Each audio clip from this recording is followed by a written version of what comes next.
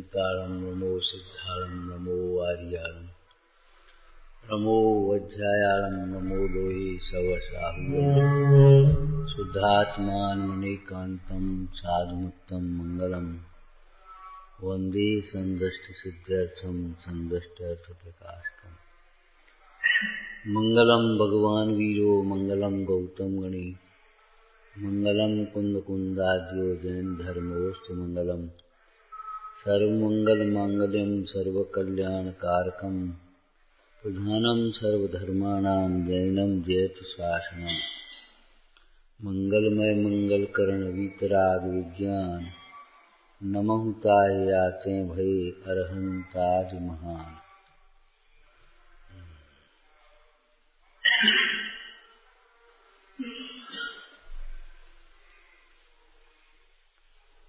क्या प्रसंग चल रहा है? जिस प्रकार उपयोग निर्मल हो वह कार्य करना, सद सके तो प्रतिज्ञा करना। मतलब पद्धति बुद्धि से काम नहीं करते आप, चाहे वो जिनमें उपयोग मलिन होता वे काम तो करो ही नहीं, लेकिन धर्म कार्य भी,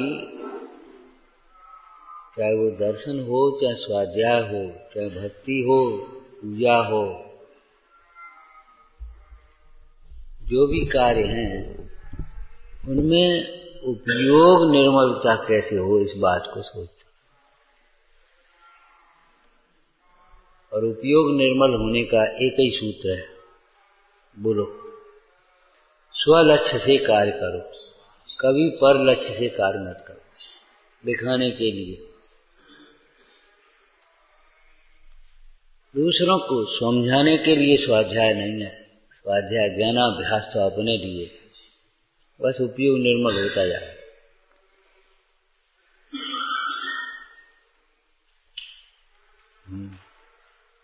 सद सके सो प्रतिज्ञा करो।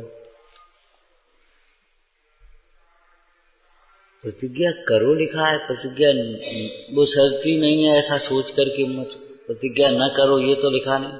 सद सके सो प्रतिज्ञा करो, इसका मतलब ये है प्रतिज्ञा लेकर के उसे साधना सीखो। साधोगे तो सदेगे, और साधोगे नहीं तो कैसे सदेगे। टोटरमल जी का ये सूत्र भी याद रखना, उपयोग लगाए तो निगह। ऐसा नहीं उपयोग अपने आप लगेगा, कर्म का उदय होगा तो लग जाएगा, ना, उपयोग लगाए तो लगे। इसमें से कितने वाक्य बोले थे? समय निकाले तो निकले, समझने की चेष्टा करे तो समझ में आए। क्या करेंगे? समझ में नहीं आता, समझ में नहीं आता। पहले नंबर पर जहां ये लगता हो समझ में नहीं आता, तो पहले नंबर पर ये बात लगो, इस विषय समझने लायक है, इस निश्चय कर लो, ये विषय समझने लायक है। जब ये निश्चय हो जाएगा फिर तुम्हारा उपयोग अपने आप फिर समझ में आएगा। इसको समझे बिना हमारा कल्याण संभव नहीं है। प्रयोजनभूत तत्व कहते ही उसे हैं, जिनके यथार्थ श्रद्धान ज्ञान के बिना जीव अनेकों अनुकूलताओं में भी सुखी नहीं होता। यथार्थ तत्व ज्ञान के बिना स्वर्ग के वैभव और भोग भी जीव को सुखी करने में असमर्थ हैं। एक अनिवार्य शर्त है सुखी होने की, प्रयोजनभूत है। फिर आपका जिन बातों को आप चाहते हो उसको एक शब्द में क्या कहेंगे हम? इंद्रिय सुख।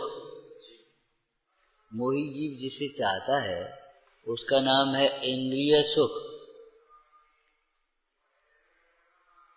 ज्ञानी जिसे वेदन करते हैं, जिसे सुख मानते हैं, वह है अतीन्द्रिय सुख।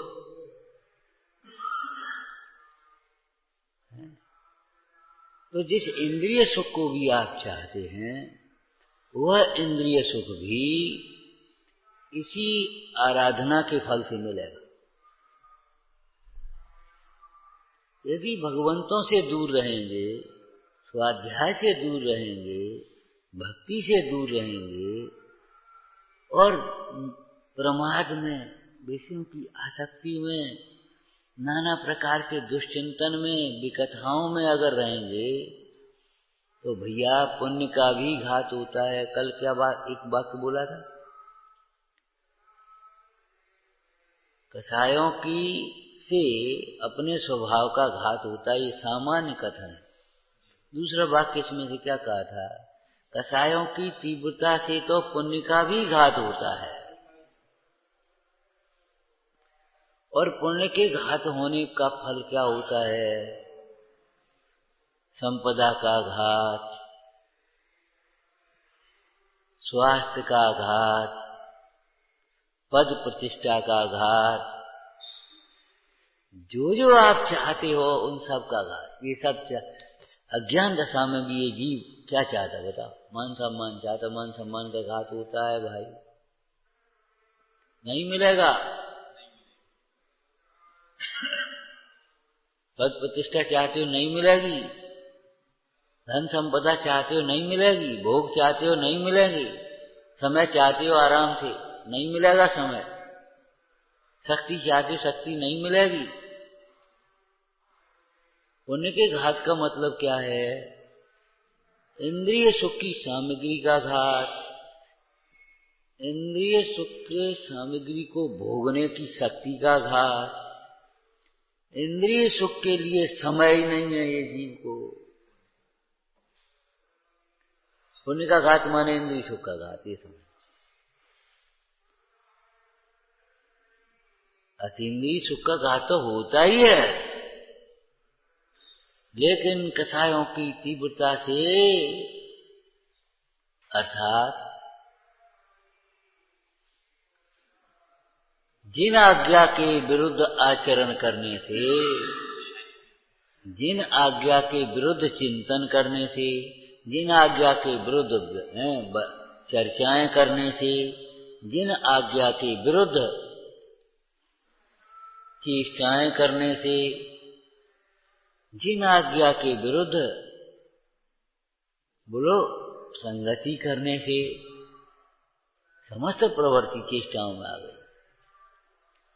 अर्थात हिंसा रूप प्रवृत्ति करने से, हिंसा रूप चिंतन करने से,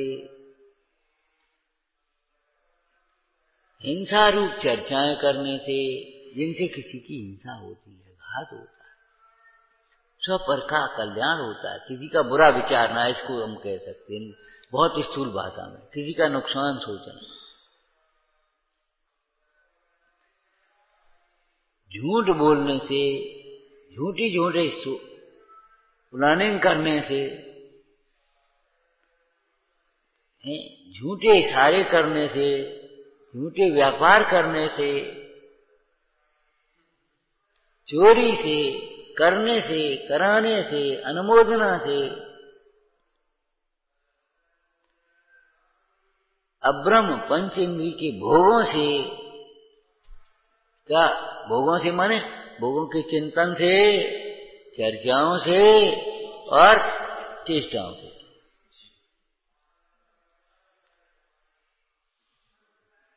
एक अपने अब्रह्म के प्रसंग में एक शब्द का प्रयोग तुमने सुना होगा, अनंग क्रीड़ा,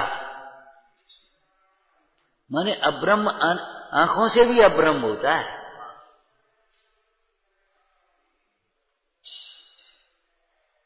कानों से भी अब्रह्म होता है, हाथों से भी अब्रह्म होता है।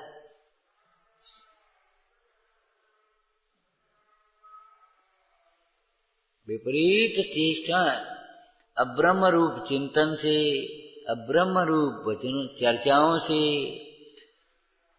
अब्रह्म रूप चेष्टाओं से, कृत कारित अनुमोदना व्यापारों से घात होता है, संगति से।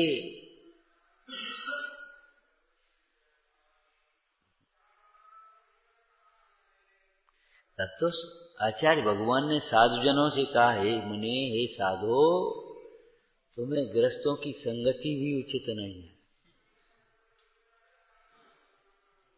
गृहस्थों की संगति भी तुम्हें उचित नहीं है, मोही जनों की संगति भी उचित नहीं है, परिणाम को गिराएगी तुम्हारे को।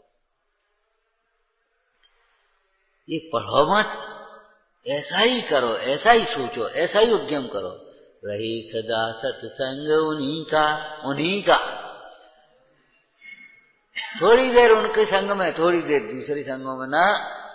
रहे सदा सत्संग उन्हीं का, ध्यान उन्हीं का नित्य रहे, उन्हीं जैसी चर्या में यह चित्त सदा अनुरक्त रहे। उनकी चर्या कैसी है? एक वाक्य में बोलना, समस्त पापों से रहित चर्या है। नास्ती में, अष्टी में आत्मामय चर्या है। पूजा में से बोलो कैसी चर्या है? दिन रात आत्मा का चिंतन, मृद संभाषण में वही कथन, निर्वस्त्र दिगंबर काया सेवी, प्रकट हो रहा अंतर मन। यह है चर्या उनकी, आत्मामय चर्या है। सवेरे का शब्द बोलना, ज्ञान वैराग्यमय चर्या है। वो ज्ञान सहज वैराग्यमयी, वैराग्य ज्ञानमय हो स्वामी है। ये भावनाएं निष्पाप चर्या। जिन निज आत्म निष्पाप कीन, जिन निज आत्म निष्पाप चीन, चीन चीन, जिन्होंने अपने आत्मा को पापों से रहित पहचाना है, जिन्होंने अपने आत्मा को निष्पाप जाना है, निष्पाप अनुभव करते हैं, वे सहज में निष्पाप हो जाते हैं परिणति में। जिन निज आत्म निष्पाप चीन, जिन निज आत्म निष्पाप कीन। और होते ही ऐसे, ये हल्की फुल्की लाइनें थोड़ी हैं। निज आत्मा को जान कर निज आत्मा अपना लिया, निज आत्मा का ध्यान धर निज आत्मा को पा लिया। साध्य साधक भावे में दुदय का संपास्ता। साध्य भी वही है और साधक भी वही, एक देश साधक और पूर्ण रूप से साधक।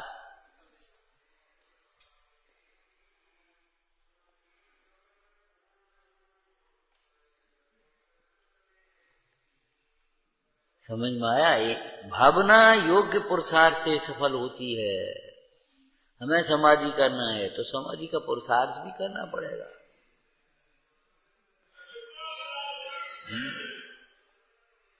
समाधि का योग्य पुरुषार्थ नहीं होगा तो समाधि वैसे ही नहीं हो जाएगी।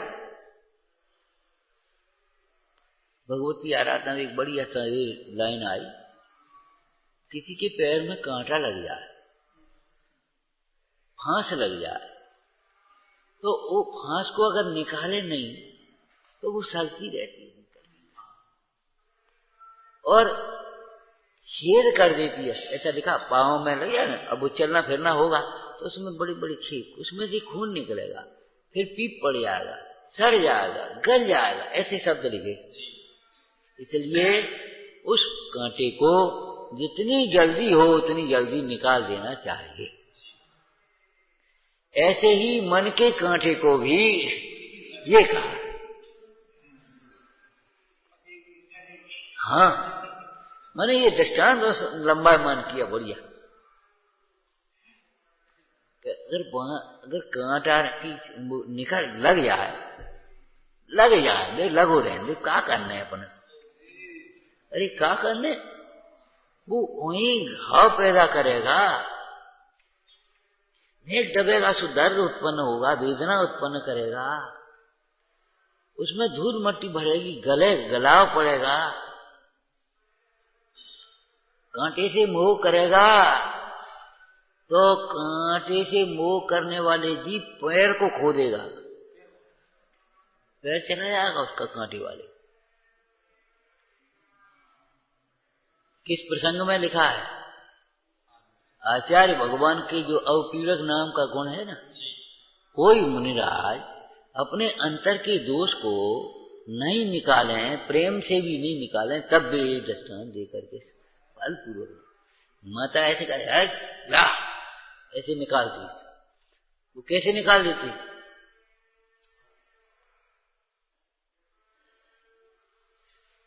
कोई बहुत वैसी बातें हैं, छोटी छोटी हैं, लेकिन है कितनी। फांस तनक सी मन में, तन में साले, साले साले,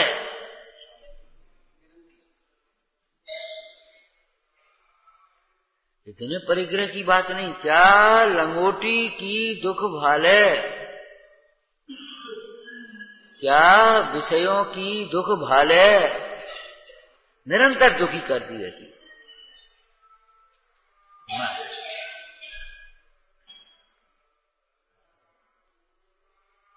इसलिए पैर की रक्षा करने के लिए उस कांटे को शीघ्र निकाल देना चाहिए। चलो अब हम उसको थोड़ा और लंबायमान करते। वो कांटा निकाल रहे थे, सो कांटा निकालने में ऊपर का टूट गया, इतना सा रह गया। चलो इतना बनो रहने, तो निकालेगा। हमने स्थूल दोषों की आलोचना कर ली, वचन काय के दोषों की आलोचना कर ली, लेकिन मन के अंतर के जो सूक्ष्म दोष हैं उनकी आलोचना अगर नहीं करी तो अभी चित्त शांत नहीं होगा, निर्मल नहीं होगा उपयोग।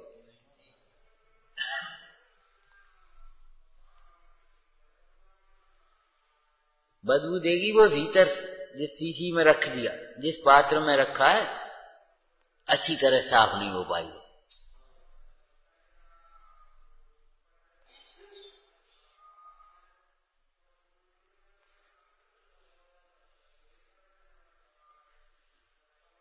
तो जिस प्रकार से उपयोग निर्मल हो वह कार्य करे, सत्य है सो प्रतिज्ञा करे, तो इनके अर्थ कैसे लेना चाहिए?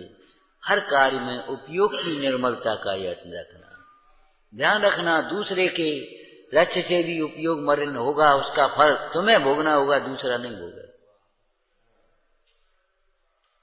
तुम्हें देख करके हमारी परिणाम खराब हो तो तुम नहीं भोगोगे उसे, हमें भोगने होंगे। हट जाओ वहां से, अगर फर्स्ट स्टेज की बात है। हेकड़ी मत दिखाओ, एक तरफ दूसरे तरफ का करता नहीं, ये क्या करेगा? अरे तुम हट जाओ पहले। अपन लौकिक क्षेत्र में भी ऐसा ही करते हैं कि नहीं? अगर कोई लड़ने लगे, तुम हटो यहां से, चलो पहले भीतर चलो। अरे तुम रुको, तुम पहले हटो यहां से, चलो भीतर चलो। पहले करते ना, उनको अलग अलग कर देते। तुम पहले हटो यहां से, भीतर ले गए पकड़ करके। हाँ अब बोलो क्या कह रहे, कौन से बढ़ गए, क्या करने लगे तुम, क्या हो? माने सबसे पहले वहां से हटा देते कि नहीं, हटो यहां से। तो हम कह रहे यहां परिणाम बिगड़ते, हटो यहां से।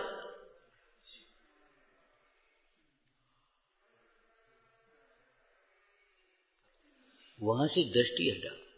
देखो शील के प्रसंग में कैसी सुंदर लाइन लिखी है, आत्मानुस किसमें, भूदर शतक में, परती लखिजे धरती, तुरंत ऐसे कर लो। और श्रावकाचार्य में तो एक लाइन और एक कदम और आगे लिख दिया। हालांकि दूसरे छंद में यहां भी लिखा है, लेकिन श्रावकाचार्य में क्या लिखा? शीलवंतन के नेत्र तो परिस्त्री को देखते मात्र मुदित हो जाए हैं, मुदित हो जाए, मुदित बंद हो जाए। बंद हो जाने का मतलब देखते नहीं है ऐसा नहीं है, देखते हुए भी नहीं देखते।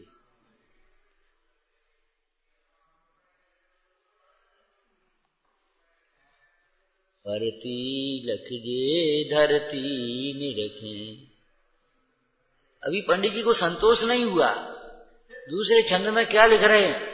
पर कामन को मुख चंद चिते, मुद जाए सदा ये टेव गए। परती लख जे धरती निरखे, इतने से संतोष नहीं हुआ। फिर आगे लिखने लगे, क्या लिखने लगे? पर कामन को मुख चंद चिते, मुद जाए सदा। सदा यह टेव, टेव माने आदत ही पड़ गई,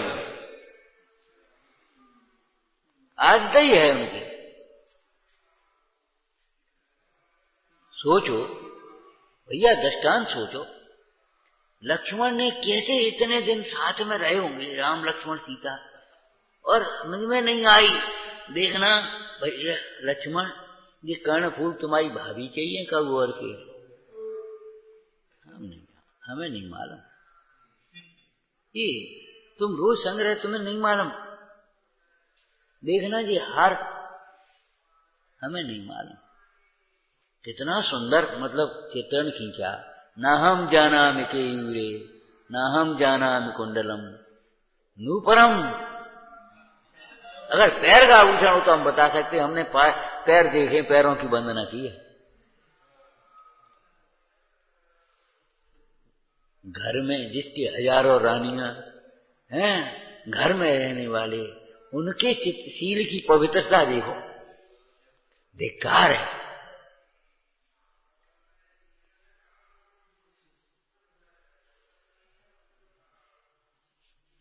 देखो तो माने ये हम पहचान ही नहीं रहे हाथ, हमने इधर देखा ही नहीं, इधर देखा ही नहीं हमने तो यहां देखा।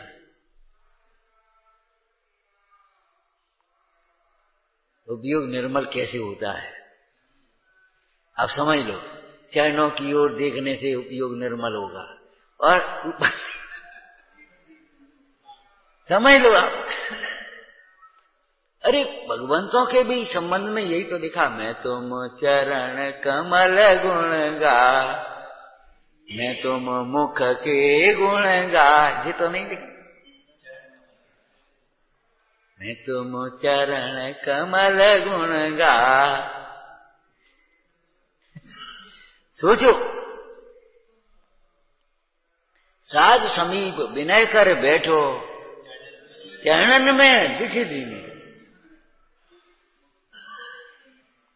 उपयोग निर्मल कैसे होता है?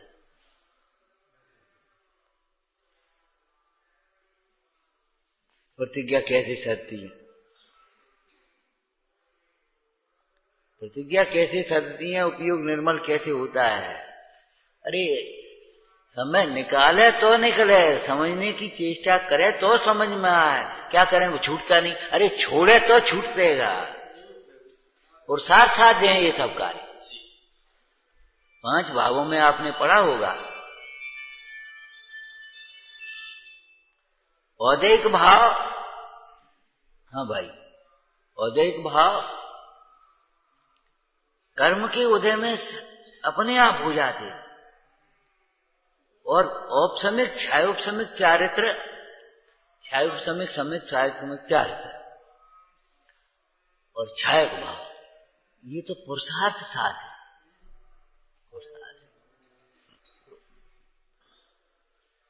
नीचे गिरने में पुरुषार्थ नहीं है, पुरुषार्थ ऊपर चढ़ने में है। परिणाम मलिन होने में क्या पुरुषार्थ है? ऐसे दिखत रहो सो मलिन हो जाएंगे थोड़ी देर बाद। हटाने में पुरुषार्थ है। राग की पूर्ति में क्या पुरुषार्थ? राग के निषेध में पुरुषार्थ है।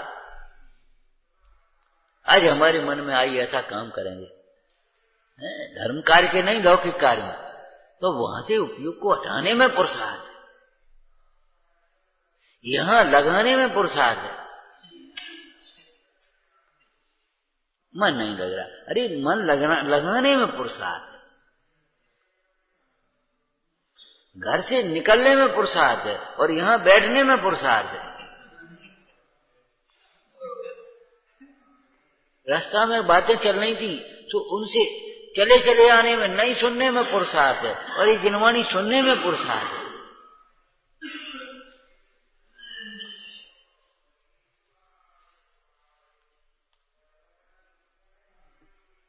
जगतवासी मत बनो, झूठा उद्यम लोग करते, उल्टा पुरुषार्थ मत करना।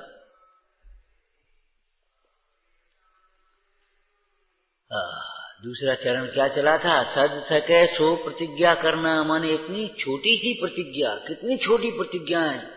चोर ने, चांडाल ने, सत्य बोलेंगे हम। चोर ने प्रतिज्ञा करी, सत्य बोलेंगे, और बस कुछ नहीं। झूठ बोलता है, झूठ बोलने का तो त्याग कर दिया हमने, कल ही प्रतिज्ञा ली महाराज जी से।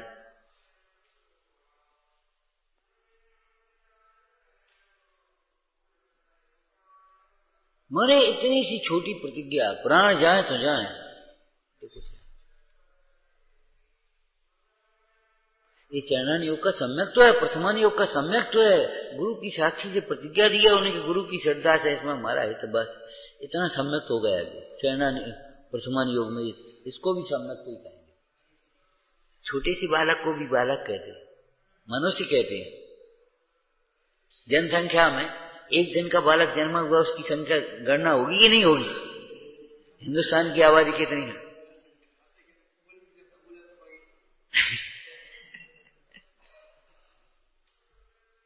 प्रतिज्ञा छोटी और बड़ी क्या कहते हो?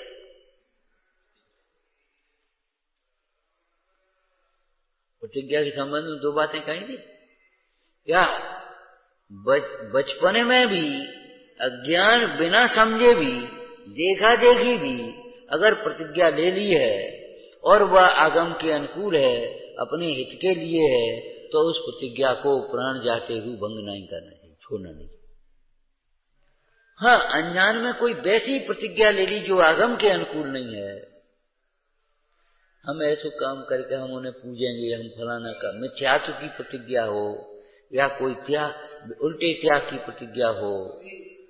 जैसे बेटा वचन देव, चोर ने कहा लड़के से, कभी जैन साधु के वचन नहीं सुनेंगे जैन मंदिर में, ना ये प्रतिज्ञा छोड़ देने लगा।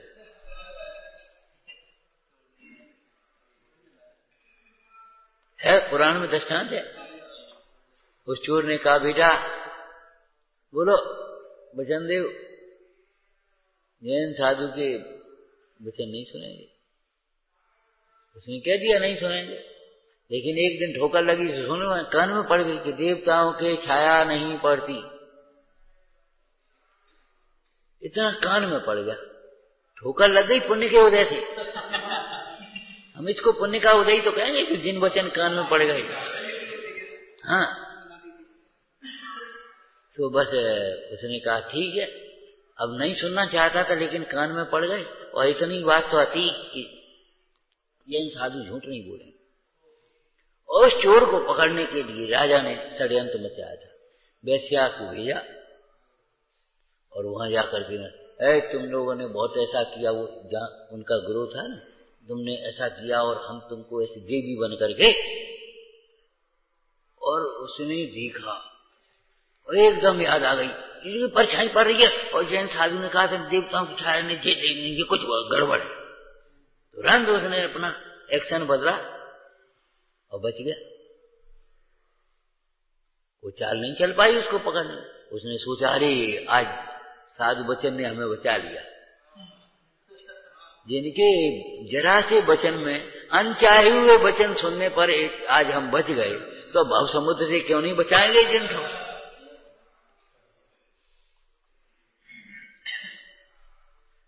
तो अनजाने में, भावुकता में, बचपन में किसी संगति से कोई प्रतिज्ञा ले ली हो, तो उसका ये निर्णय करना चाहिए कि ये चीज, ये प्रतिज्ञा आगम के अनुकूल है। अगर अनुकूल है तो ठीक है, छोड़ने लायक। हाँ, आगम के प्रतिकूल है, समझ कोई समझा रहा भैया जी प्रतिज्ञा ऐसी नहीं होती है, तो गलत है प्रतिज्ञा, हाँ, तो उसका त्याग कर दे, कोई दिक्कत नहीं। तो प्रतिज्ञा को केवल लेना ही मत सीखो, प्रतिज्ञा का निर्वाह करना सीखो। और अंतिम चरण क्या चला था? प्रतिज्ञा इस प्रकार से लेना कि निरादर भाव तो कभी हो नहीं, आदर बढ़ता जाए, बढ़ता जाए।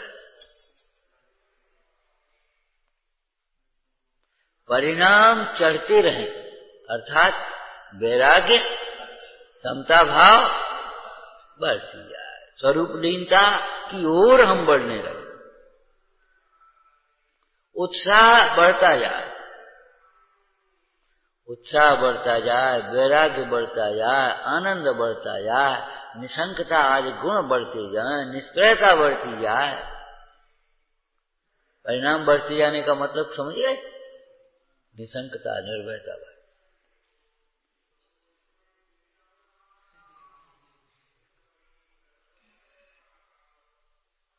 परिणाम निरंतर चढ़ते रहें। अर्थ क्या किया था? परिणाम स्वरूप में रमते रहें। चढ़ने का मतलब, हाँ, रमते रहे, सो चढ़ते रहे, चढ़ते रहे, सो रमते रहे।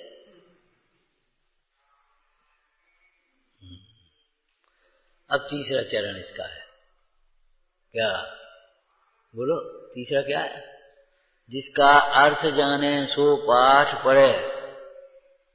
छलगराई सूत्र कहता है देखो हमको अर्थ नहीं आता इसलिए ये पाठ छोड़ो सब, हम पे नहीं सदत इसलिए प्रतिज्ञा छोड़ो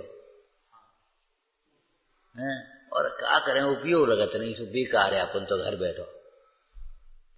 ये उल्टी उल्टी अर्थ ग्रहण मत करो। उपयोग को निर्मल करना तुम्हारे हाथ की है और सार्थ है इसमें तुम्हारा। इसको तुम कर्म के ऊपर मत छोड़ो।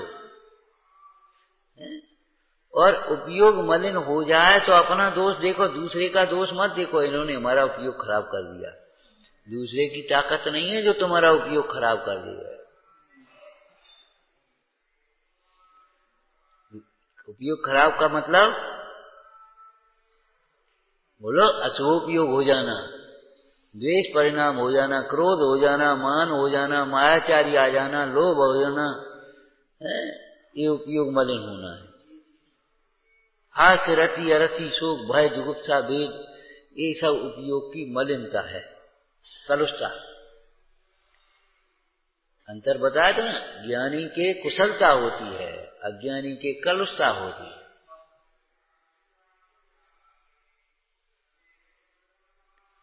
तो जिस प्रकार से अर्थ जाने सो पाठ पढ़े का मतलब ये है, उपयोग को निर्मल करने का उद्यम रखे, क्रिया करके ही पद्धति बुद्धि से, नीचे एक लिखी भी है, पद्धति बुद्धि से नाम रखाने में लाभ नहीं है। लाभ नहीं है माने हित नहीं है। पद्धति बुद्धि से माने रूढ़ी से, देखा देखी कार्य कर लेने मात्र से, मतलब दर्शन कर लेने से, स्वाध्याय कर लेने से विशेष लाभ नहीं। टोटरमल जी ने एक विशेष शब्द लिख दिया। हाँ, जो सुनते तो हैं भद्र, अच्छा भी लगता है, लेकिन समझ भेद विज्ञान नहीं होता, समझ में नहीं आती, तो उनको पुण्यवंत होता है, विशेष लाभ नहीं होता, माने मोक्ष मार्ग नहीं होता, ये कहना। तो पद्धति बुद्धि से कार्य करने में लाभ नहीं है। इसके साथ में एक शब्द और जोड़ दो कार्य के साथ, पद्धति बुद्धि से धर्म कार्य करने में भी विशेष लाभ नहीं है। पद्धति बुद्धि से धर्म कार्य करने में भी विशेष लाभ नहीं है, रूढ़ी से करते जा रहे। जैसे एक वाक्य आपने पढ़ा होगा, लिखा है, बोलो, अभिमान से अच्छे काम करें तो भी श्रेय और शांतता नहीं मिलती। ऐसे ही पद्धति बुद्धि से धर्म कार्य करने से भी, रूढ़ी से, बिना विवेक के, बोलो, बिना विवेक के, बिना उत्साह के, बिना यत्नाचार के, बिना स्वलक्ष्य के, ये धर्म कार्य करने पर भी विशेष लाभ नहीं है। सत्संग में रह रहे हम तो समागम में रहते हैं, अरे रहे तो इससे विशेष लाभ नहीं है, ये कह रहे हैं। हम तो रोज दर्शन करते हैं, विशेष लाभ नहीं। हम तो 2-3 टाइम स्वाध्याय करते घंटे में, विशेष लाभ नहीं है।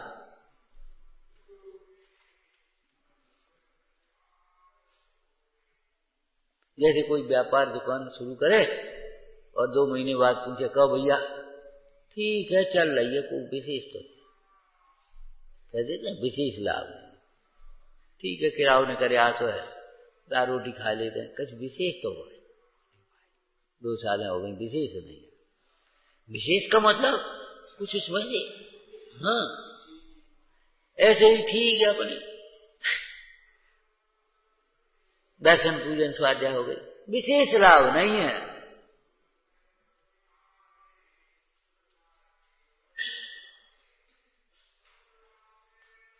पद्धति बुद्धि से लाभ रखाने में लाभ नहीं है, तो फिर बोलो उपयोग निर्मल हो तब लाभ है, प्रतिज्ञा में उत्साह बढ़े, प्रतिज्ञा से परिणाम चढ़े तो लाभ है, और अर्थ का विचार करे तो लाभ है। ठीक है,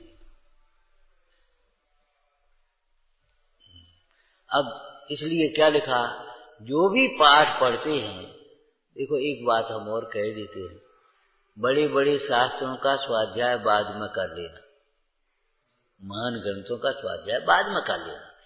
सबसे पहले तो जो आप पढ़ते हैं, दैनिक पाठ जो आप करते हैं, नमोकार मंत्र पढ़ते, नमोकार मंत्र का अर्थ सीखो, आलोचना पाठ पढ़ते, आलोचना पाठ का अर्थ सीखो, दर्शन पाठ पढ़ते, दर्शन पाठ का अर्थ सीखो,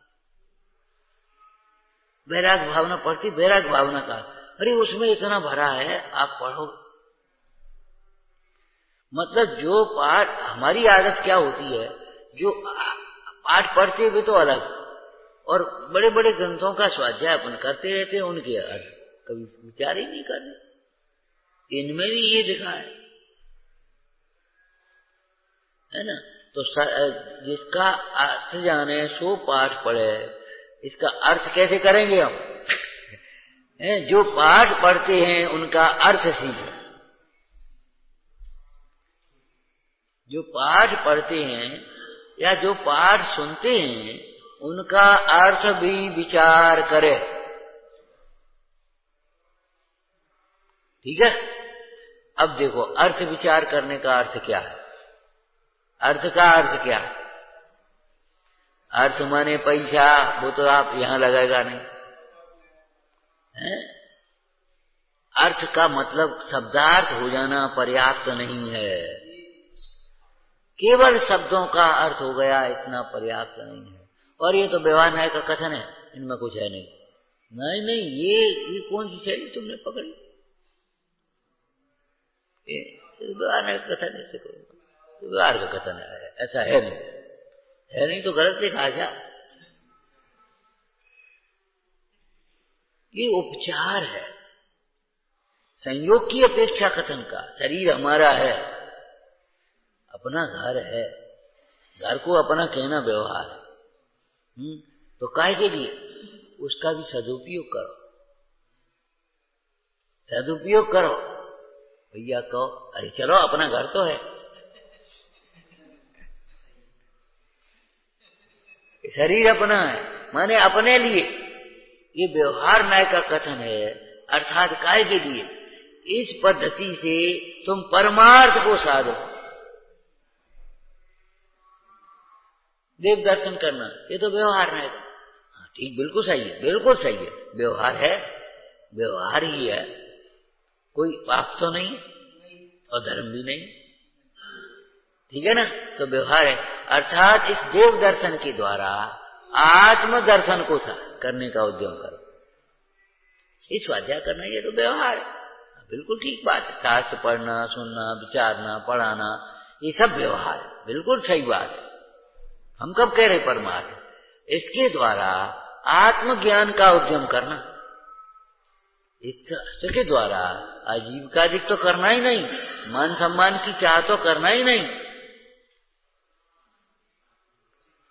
लौकिक प्रयोजन तो साधना ही नहीं है। इस स्वाध्याय के द्वारा आत्मार्थ को साधना,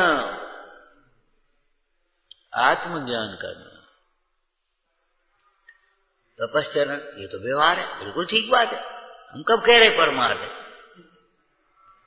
तो मतलब इस तपश्चरण के, इस व्यवहार तपश्चरण के द्वारा स्वरूप विश्रांति का उद्यम करना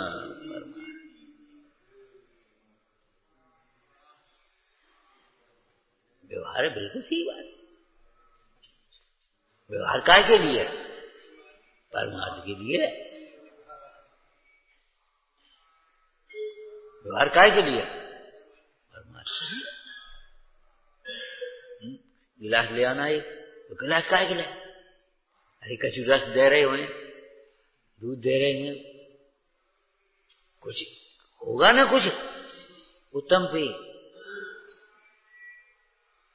क्या करेंगे गिलास? काय को ले आना? अरे ये बातें क्यों पूछते हो? जब कोई तुम्हारी माँ कहती बेटा गिलास लाना, जब तुम्हारी माँ कह रही है बेटा गिलास लाना, तुम गर्मी में तप रहे हो, वो ठंडाई दे रही, गिलास लाना बेटा, गिलास लिए, और तुम कह रहे वो गिलास तो गिलास का क्या होगा?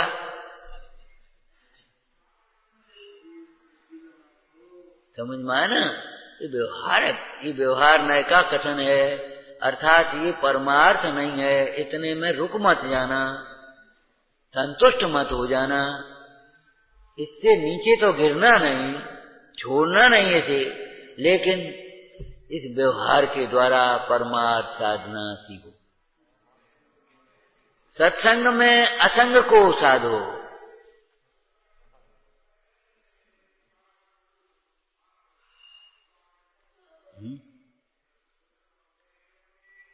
वेदंजने असंग नहीं, संग में अटके, संग में रहे नहीं, ये नहीं कहा।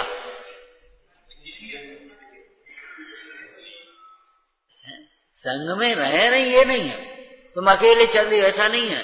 यात्रा करने जा रहे, संग में जाओ, संग से जाओ, कोई सहित नहीं।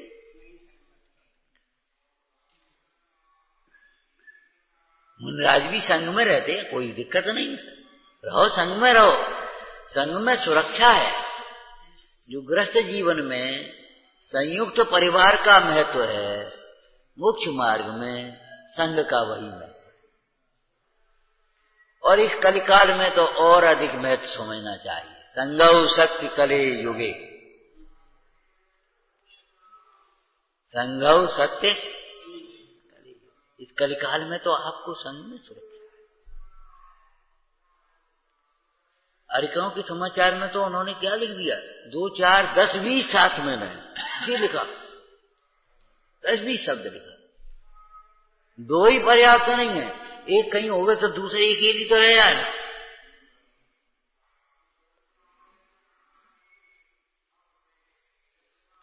लिखा, आचार्य भगवान के पास भी कोई अकेली आरिका प्रश्न करने जाए तो वे उत्तर नहीं दें,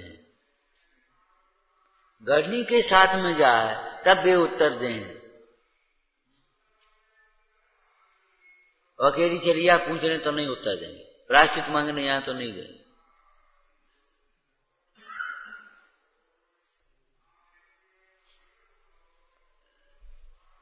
माने हम ये सोचते हैं जब मुनिराजों के लिए और आरिकाओं के लिए इतनी उत्कृष्ट मर्यादाएं हैं, तो अपन तो बहुत छोटे हैं।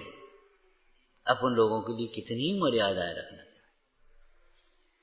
मर्यादा तुम ढेंग लीनी, लीनी ले ना, मर्यादा तुम ढेंग लीनी, ताहू में दोष, दोष हो गए तो आलोचना करने लायक है।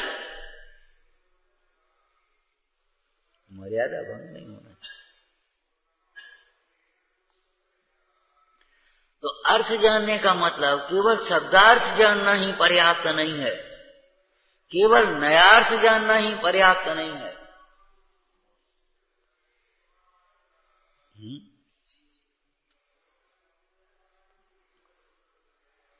केवल मतार्थ सो करके ये मत में ये है, ये चार्वाक मत का, ये वेदांत मत का, ये सांख्य मत का, ये मीमांसा मत का, ये तर्क कुतर्क करना, वाद करने का ये मतार्थ का अर्थ नहीं है। अपनी उस विपरीत मान्यता पर चोट डालो, उस विपरीत मान्यता पर। मत माने मान्यता, मत माने मान्यता। इस संबंध में तुम्हारी इससे अगर कोई विपरीत मान्यता चल रही है तो तुम वो उसको तोड़ो। इसको भगवान वीतरागी होते हैं, अब वे सावरागी मानते हैं, वे द्वेषी मानते हैं, कोई की स्त्री होती, कोई के आभूषण होते, किसी के अरे जिक्का पंडिता ही पड़ गए तुम। हम ये पूछते हैं, अगर भगवान को खुश करके तुम अपनी कामनाएं पूरी करने की लालसा लिए बैठे हो तो इस मान्यता को छोड़ देना।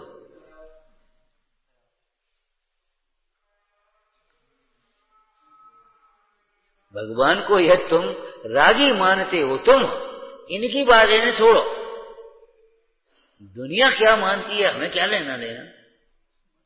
यदि तुम भगवान को रागी मानते हो, हम तो साहब वीतरागी कहते वीतरागी हो, मान तो रागी हो।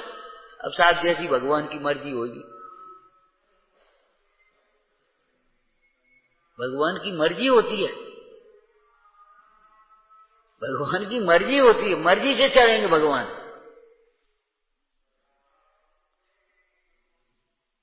भगवान की मर्जियां नहीं हो चलती, न वहां अर्जी की जरूरत है न मर्जी की जरूरत है, वहां तो जो है सो जो है।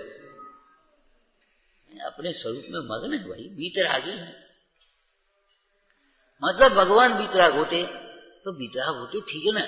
इसका अर्थ क्या मतलब है, मतार्थ करने बैठे सो हमने दुनिया की जन कहां के उनको कर्ता मानते, उनको अरे मानते होंगे, तुम्हें क्या मतलब। अगर तुम भगवान को कर्ता मानते हो तो छोड़ देना, सुनो, और निमित्त कर्ता हैं इस बात को स्वीकार करो। तुम ही निमित्त कारण इलाज, जय परम शांत मुद्रा समेत भविजन को निज अनुभूति का निमित्त बनाना। भले आदमी दर्पण के सामने भी चेहरा साफ नहीं करेगा तो कहां साफ करेगा, ये तो बता। इन भगवंतों के सामने भी अपनी परिणामों की निर्मलता का यत्न नहीं करेगा तो कहां करेगा, कहां जीवेगा।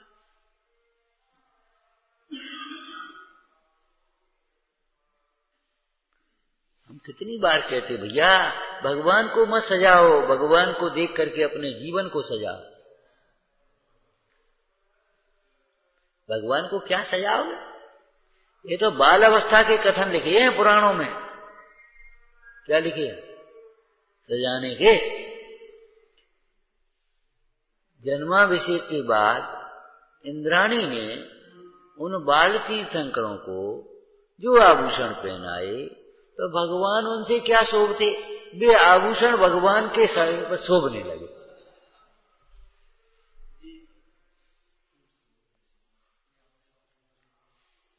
भक्तामर स्तोत्र में लिखा, भक्तामर प्रणत मौल मणि प्रभाणा।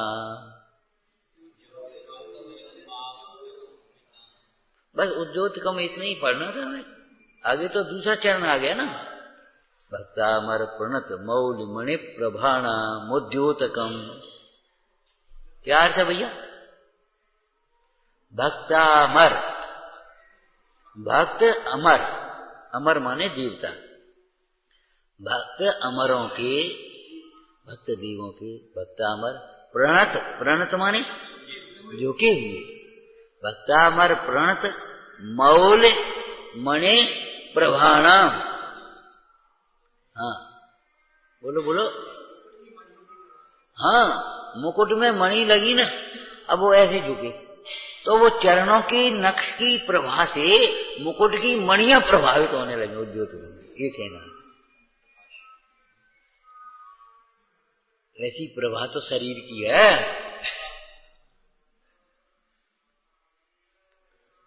दुर्गंधित भावों से ऐसा शरीर मिलता है, इसमें से दुर्गंध फूलती है। तमाम सुगंधी लगाते रहो, पीछे से दुर्गंध ही आने थोड़ी देर में। और जहां धर्म की सुगंधी है उससे ऐसा शरीर मिला, अपने आप सुगंध फूलती है, शरीर में ओरिजिनल सुगंध आ रही है।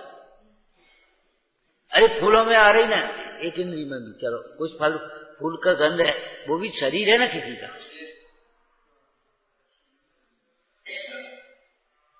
सुगंध नाम कर्म का उदय, दुर्गंध नाम कर्म का उदय। एकदम कुछ भैया परिणामों की सुगंधी, परिणामों की सुगंधी का फल है। देखो मतार्थ का मतलब ये है उस मान्यता को छोड़ो, और अधूरा ज्ञान नहीं है तत्व ज्ञान माने। हमने फिर कहा आपसे कई बार कहा, अधूरा पकड़ करके अपना पक्ष पोषण अकड़ो मत। अधूरा ज्ञान खतरनाक होता है, मद उत्पन्न करता, ज्ञान मद है वो। भगवान करता नहीं है, फिर भी धर्मतीत के करता है कि नहीं है ये बताओ। समस्त जगत पर धर्म अनुग्रह करने में समर्थ है कि नहीं? का निमित्त नैमित्तिक संबंध की अपेक्षा ये भी जानता है ये धर्म नहीं है, और ये भी जानता है ये धर्म के निमित्त है, ये कार्य धर्म के निमित्त भूत है। तो व्यवहार न्याय का कथन है, बिल्कुल ठीक है, लेकिन व्यवहार का कथन है मैंने ऐसे कर दी, ऐसे कुछ हुआ ही नहीं, एक ही बात है, झूठ और व्यवहार एक ही है, झूठ और व्यवहार एक ही है। अच्छा बताओ, सिद्धांत से बताना, बस इतना ही कहेंगे, झूठ और व्यवहार में क्या अंतर है?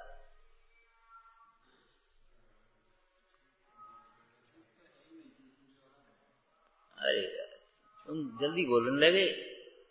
हाँ बोलो, सुनो, झूठ या असत्यार्थ एक ही बात है। सर्वथा असत्यार्थ वो झूठ पाप है, सर्वथा असत्यार्थ अपने प्रयोजन को घातने वाला, हिंसा को पोषने वाला, वो झूठ कहलाता है। और व्यवहार में हिंसा को पोषने वाला नहीं होगा, और सर्वथा सत्यार्थ नहीं होगा, कथनचित असत्यार्थ होगा।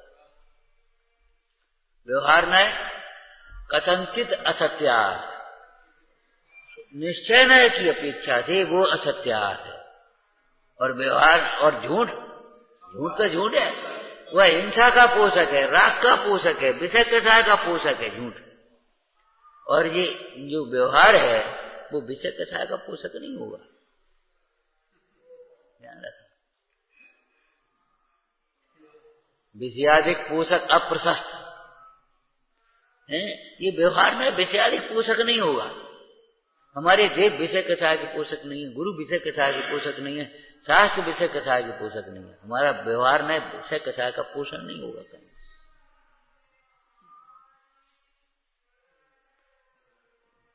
असत्यार्थ, तब तो पंडित जयचंद जी ने, जिन्होंने ये टीकाएं लिखी हिंदी की, हिंदी टीकाएं लिखी ना ढूंढारी, पंडित जयचंद जी ने क्या लिखा है? सर्वासिद्धि आदि नहीं, अर्थ प्रकाश का किसी में लिखा होगा, जो व्यवहार न्याय को सर्वथा सत्यार्थ माने हैं ते गाढ़े मिथ्या दृष्टि है। जो व्यवहार न्याय को सर्वथा सत्यार्थ माने हैं वे गाढ़े मिथ्या दृष्टि है। होश नहीं है तुम्हें, मतलब व्यवहार ऐसा नया अर्थ होता है।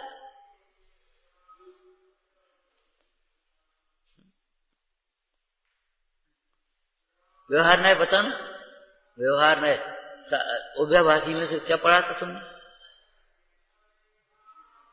स्वद्रव्य को परद्रव्य को किसी को किसी में मिलाकर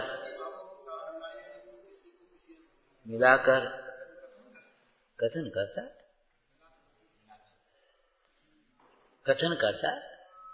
तुम भी कथन करते हो, दूध का गिलास उठाना तुम भी तो करते हो, शास्त्र की चौकी ले आना,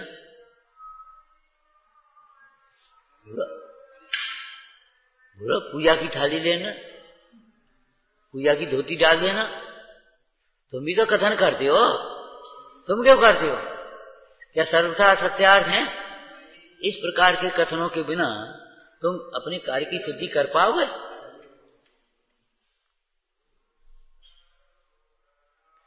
वहां तो तुम व्यवहार को सर्वथा सत्यार्थ नहीं मानोगे और यहां तुम व्यवहार को सर्वथा सत्यार्थ मानोगे। जैसे वहां सर्वथा सत्यार्थ माना जा, बेटा दूध का गिलास ले आओ,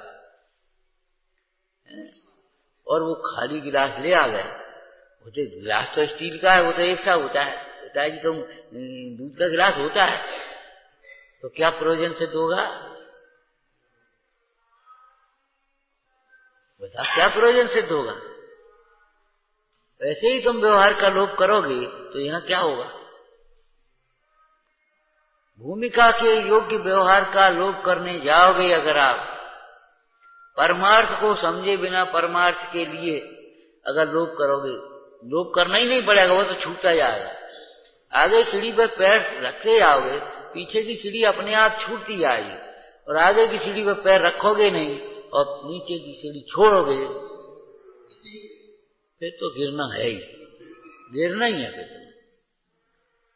मौन हुए बिना अयोग्य वचन का परिहार करने के लिए योग्य वचन सीखना, सत्य वचन, सत्य वचन, हितमित प्रिय वचन, वो व्यवहार है। तो व्यवहार में माने नयार्थ भी सीखो। नयार्थ कैसे सीखो? ऐसे नहीं सीखो व्यवहार नय का कथन है, वो निश्चय नय का कथन है, बस अपने तर्क वितर्क कर लिए। हाँ, इनसे हमारा प्रयोजन कैसे सजेगा ये बता। मतार्थ को ऐसे सीखो, और जो तुमने हमने निर्णय कर लिया इन तीन अर्थों से, उसको आगम से मिला, सर्टिफाई तो करो पहले, फिर भावार्थ निकालो। देखो हमने जो सोचा है ऐसे ऐसे कर लें, अब फिर करना शुरू करो। समझ में आया ना? कोई मिष्ठान बनाना हो, कितना घी डाल दें, कैसे कर, हमने सोचा ये देखो देखो हम रख दी, बताओ क्या करना है? हाँ ठीक है, डाल दो कढ़ाई और बनाओ इसकी। हाँ देखो, हाँ देखो ठीक है, हाँ बिल्कुल ठीक है, कर दिया। ऐसे जो हमने शब्दार्थ नयार्थ मतार्थ निकाला है, आगम में कहीं लिखा होगा, ऐसा तो नहीं है कि अपनी कल्पना है। अनंत ज्ञानियों का एक मत होता है। पूर्व में ज्ञानी हुए हैं कि नहीं हुए हैं? आज हम ही अकेले ज्ञानी हो गए तो हमने एक नई बात निकाल ली है, हम ये पूछ रहे। पूर्व में ज्ञानी हुए हैं ना, तो उन्होंने कुछ लिखा है, वो लिखने में नहीं आती, वो तो हमने अपनी कल्पना से ही सब सोचा है। भैया आप कल्पना से सोचा है तो हम क्या करें? नहीं, प्रमाणित तो नहीं, कल्पना के लिए नहीं चलेगी, वो हमारी खोज है। ठीक है, तुम्हारी खोज है, वो हम क्या करें, तुम जानो भाई, हम क्या करें। लेकिन उसको रजिस्ट्रेशन कराने पहुंचा, रजिस्ट्रेशन तो नहीं हो पाया। रजिस्ट्रेशन होगा, उसका परीक्षण होगा, उसकी बात को वह समझा जाएगा, उसका निर्णय होगा, वो आपको हाँ ठीक है इसमें दाम सर्टिफिकेट दे दिया, आप आगे कर सकते। कोई थ्योरी तो होगी उसकी कि नहीं होगी? ऐसे ये नया शब्दार्थ नयार्थ मतार्थ किया है, इस आधार से आगम, क्यों? आत्मा स्वानुभव के आधार से पहले आगम आधार ही होगा। दृष्टांत बोलो, बस दृष्टांत बोल दो। अरे बच्चा जब तक अपने पैर अपने हाथ से काम नहीं करेगा तब तक मां के द्वारा करेगा। बोलो, उसके लिए कौन? मां। मां का दूध पिएगा, मां की उंगली पकड़ कर चलेगा, मां उसकी गंदगी साफ करेगी, मां कपड़े पहनाएगी, मां नवाएगी, मां सुलाएगी, मां उठाएगी। जब तक उसको स्वयं का आधार नहीं हुआ है तब तक कौन का आधार है? बोलो। तो ऐसे ही जब तक स्वानुभव का आधार नहीं है तब तक आगम का आधार है, जिनवाणी मां है। और आप जानते ही इस बात को भली प्रकार से, जो बच्चा जन्मता है एकदम अपने आधार नहीं हो पाता, और जब खाना पीना सीख गया तो माँ का दूध अपने आप छोड़ देता। जब दौड़ने लगा तो माँ का उंगली अपने आप छोड़ देता। लेकिन पहले से ही अगर छोड़ना लगे तो क्या होगा? तो भैया छोड़ना नहीं। अगम तीया, तीया नेत्र जानते हो? शंकर का तीसरा नेत्र है ये, प्रलय कराने वाला। इससे मोह राग द्वेष का प्रलय होता है, ये भगवान शंकर का। वीतरागी सर्वज्ञ परमेश्वर का।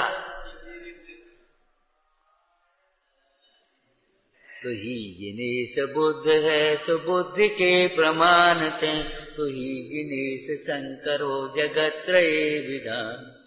तो ही विधाता है सही सुमोक्ष पंथ धार, नरोत्तमो तो ही प्रसिद्ध अर्थ के विचार थे। ये तीसरा नेत्र है भगवान का। ज्ञान नेत्र, ज्ञान नेत्र, ज्ञान नेत्र। आगम तीया नेत्र बताया, आगम से प्रमाण करो।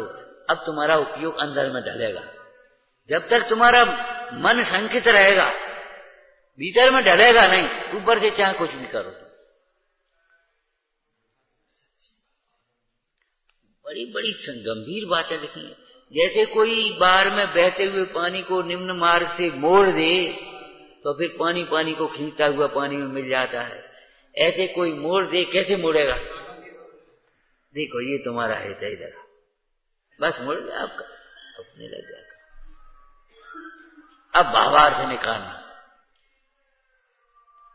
ज्ञानियों की बातें अलग है, भावार्थ इससे से पहले ही लिख दिया उन्होंने।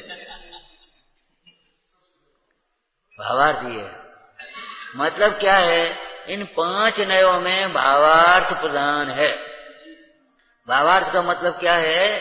इस कथन का अभिप्राय क्या है, आचार्य कहना क्या चाहते।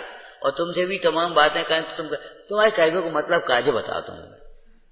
ये हमने तुम्हारी सुन ली पंचायत दुनिया की, अब जो बताओ मतलब क्या कहना चाहते हो, यही तो कहोगे। तो ऐसे ही इतनी बड़ी शास्त्र हुए, तो ये बताओ कहना क्या चाहते कि भैया अपने को आप रूप जानो, इस शरीर का मोह छोड़ो, विषयों में सुख की कल्पना छोड़ दो, आ जाओ अपने को। ये कहने और कुछ नहीं कहने। चाहे तुम इतने में समझो, चाहे इतने में समझो, चाहे कथाओं के माध्यम से समझो, चाहे क्रियाओं के माध्यम से, चाहे डंडा की भाई से समझो, चाहे मिठाई के लोभ से समझो, हाँ, चाहे स्वर्ग के लोभ से समझो, चाहे नरकों की भाई से समझो, समझना ये है तुम्हें।